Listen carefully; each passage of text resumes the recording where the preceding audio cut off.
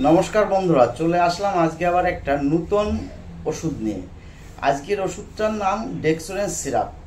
আপনার যদি শরীরে রক্ত শূন্যতা থাকে, শরীর দুর্বল থাকে, শরীর ভালো লাগছে না, শরীর ম্যাচ ম্যাচ করছে, তাহলে আজকের এই ভিডিওটা আপনার জন্য খুবই উপকারী হতে চলেছে।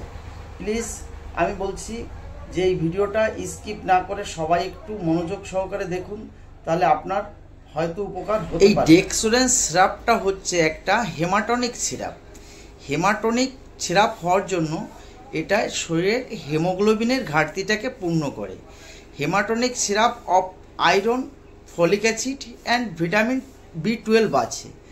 এখানে ফলিক অ্যাসিড এবং ভিটামিন B12 থাকার জন্য আপনার শরীরের দুর্বলতাকে সম্পূর্ণরূপে দূর করতে সহযোগিতা করে। এই হেমাটনিক সিরাপটা খেলে পারে যে সমস্ত মানুষের হালকা মাথা ঘোরানো ভাব থাকে, শরীর দুর্বল থাকে এবং শরীরে রক্ত শূন্যতা মানে হিমোগ্লোবিনের পার্সেন্ট কম আছে যাদের, তারা এই সিরাপটা খেলে তাদের খুবই উপকার হয়। এই ডেক্সোরেন্স সিরাপটা মার্কেটিং করে ফ্রাঙ্কো ইন্ডিয়া কোম্পানি। এই ফ্রাঙ্কো ইন্ডিয়া কোম্পানি মার্কেটিং করে। এর এমআরপি আছে বর্তমানে 192 টাকা।